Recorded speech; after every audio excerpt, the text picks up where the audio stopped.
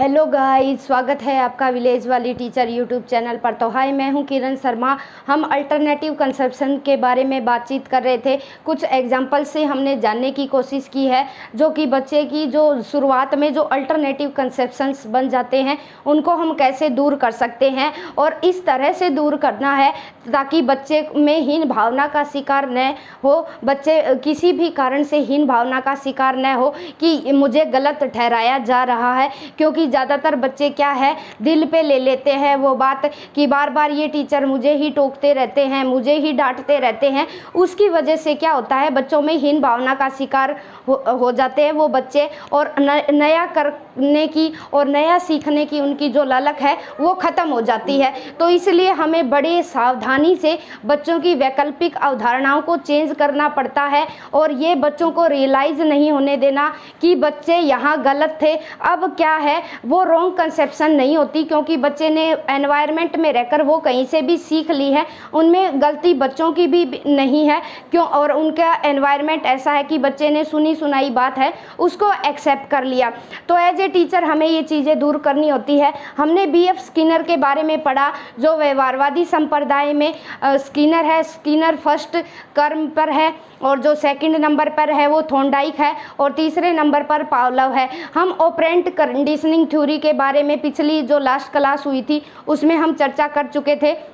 अगर आप हमारे चैनल पर नए हैं तो प्लीज़ चैनल को ज़रूर सब्सक्राइब कर ले क्योंकि CDP की यहाँ डेली क्लासेस चलती रहती है। और जो चंडीगढ़ में जो भर्तियाँ आई है, ठीक है, PRT की जो भर्ती है और चंडीगढ़ का CDP भी मैं करवाऊंगी अपने इसी चैनल पर। तो धीरे धीरे रीजनिंग की क्लासेस भी आएंगी। तो लगातार आप हमारे चैनल से, अगर आपको किसी भी टेट्स एग्ज़ाम क्लियर करना है या किसी वैकेंसी में सिलेक्शन लेना है तो आप हमारे चैनल के साथ जुड़े रह सकते हैं। तो चलिए बात करते हैं। हम स्किनर ने बहुत सारी टर्म्स दी थी, उन टर्म में सबसे वेरी इंपॉर्टेंट है पुनर्बलन।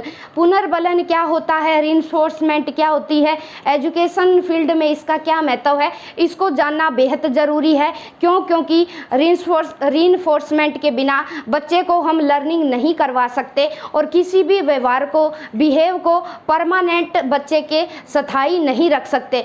तो चलिए हम बात करते हैं रीइंफोर्समेंट क्या होता है।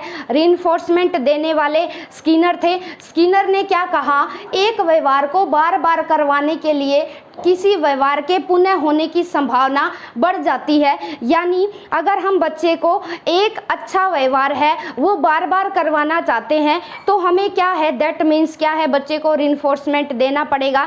ठीक है, रीइंफोर्समेंट अगर हम देते रहेंगे बच्चे को, अच्छा, वेरी गुड, शाबाश, अच्छा कर रहे हो, कभी टॉफ़ी दे दी, कभी कुछ दे दिया, तो वो चीज़ें क्या है, बच्चे की जो लर्निंग की दर है उसको भी इंक्रीज करती है और वो व्यवहार भी बच्चे का स्थायी हो जाता है।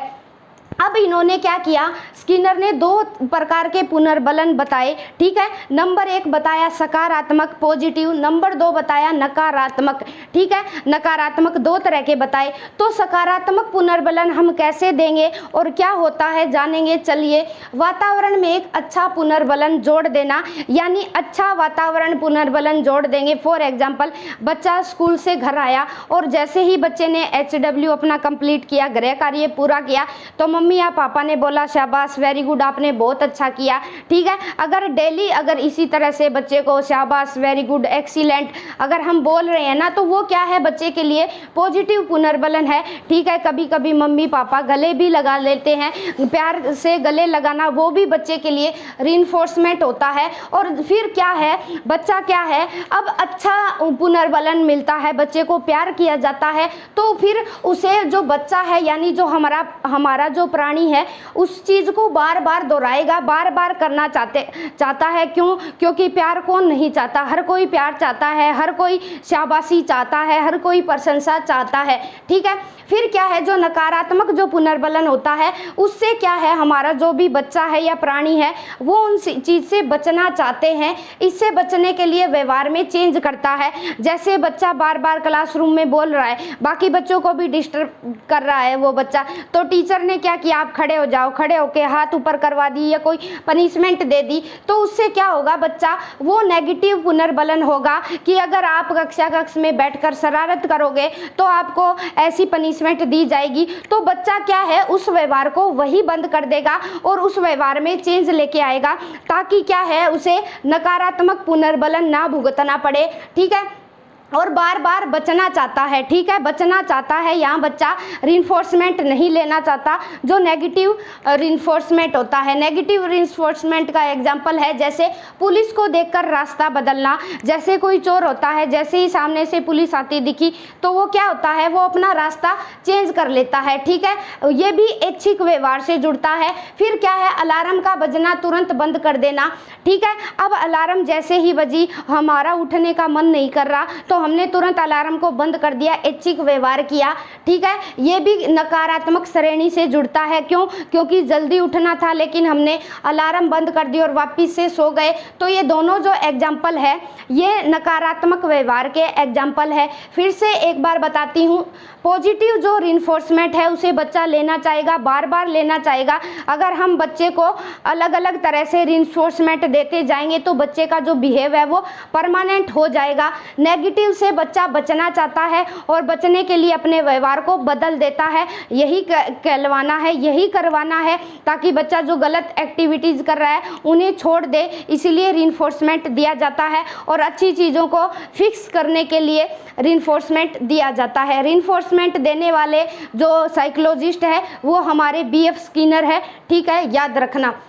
अब क्या है, जो पुनर्बलन अनुसूची है, हम बच्चे को पुनर्बलन कैसे देंगे, क्या तरीका होना चाहिए हमारे पास। ये नहीं कि अगर एक बच्चा अच्छा कर रहा है हम बार बार उसे रिइंफोर्समेंट देते आ रहे हैं, एक बच्चे को बार बार हम नेगेटिव रिइंफोर्समेंट देते आ रहे हैं।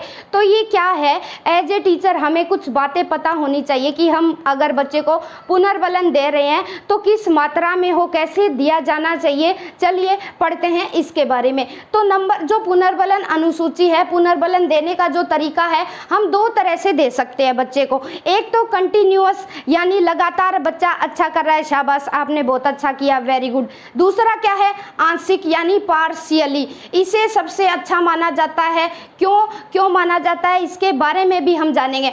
अगर हम बच्चे को यहाँ समझेंगे, बच्चे को कंटिन्यूसली, ठीक है, सतत रूप से अगर पुनर्बलन देते जा रहे हैं तो उससे क्या होता है, लगातार पुनर्बलन मिलने पर उसका प्रभाव खत्म हो जाता है। यानी एक समय ऐसे आएगा कि बच्चा अच्छा कर रहा है, very good very good very good बोलते जा रहे हैं, तो फिर जैसे ही बच्चा अच्छा करेगा तो उसके मन में क्या कल्पना बैठ गई, क्या इमेजिनेशन बैठ गई कि ये टीचर तो हमेशा वेरी गुड ही देगी, चाहे मैं गलत भी करूं। फिर वहाँ क्या हुआ, तो जो रिइंफोर्समेंट का प्रभाव था वो ऑटोमेटिकली खत्म हो गया। ठीक है, तो इसलिए सोच समझ के रिइंफोर्समेंट देनी पड़ती है एज ए टीचर।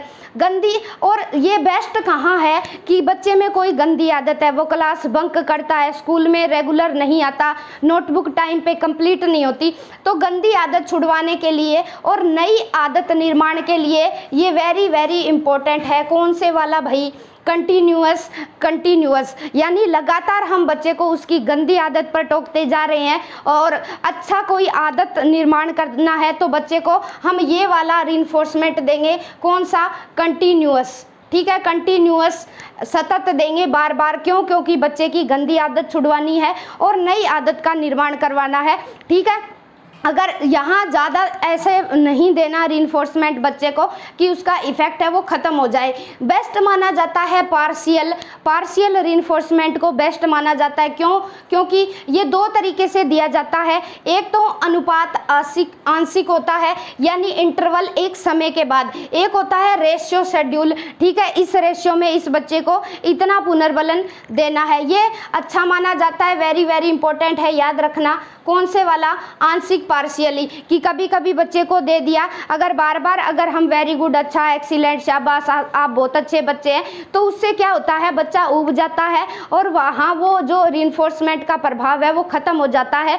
ये बात ध्यान रखेंगे हम, क्या कि गंदी आदत छुड़वानी है तो डेली दो बच्चे को ये वाला रिइंफोर्समेंट की, या कोई हम नेगेटिव या पॉजिटिव कोई भी दे सकते हैं, और अच्छी आदत निर्माण करवानी है उसके लिए भी लगातार देना ही पड़ेगा। लेकिन बेस्ट क्या माना जाता जाता है। स्किनर क्या मानते हैं कि जो आंशिक रूप से हम जो मोटिवेशन रिइंफोर्समेंट दे रहे हैं ना, वो सबसे बढ़िया है। और ये दो चीज़ें में दिया जाता है, एक तो अनुपात आंशिक, ठीक है, रेशियो के हिसाब से, या एक इंटरवल यानी कुछ समय के बाद, 1 घंटे बाद दे दिया, फिर 10 दिन बाद दिया, तो समय के हिसाब से दिया जाता है। ये बच्चा अच्छा करता है तब। अब आ जाओ यहाँ पर, एक तो होता है यहाँ निश्चित फिक्स्ड, यानी फिक्स होता है कि यहाँ बच्चे को रिइंफोर्समेंट देना ही देना है, और दूसरा है अनिश्चित यानी वेरिएबल रेशियो है, इसका पता नहीं है कि बच्चा कब अच्छा कर दे और कब बच्चे को यहाँ पुनर्बलन देना पड़ जाए। अब फिक्स्ड में क्या होता है कि बच्चे निश्चित अनुक्रियाएं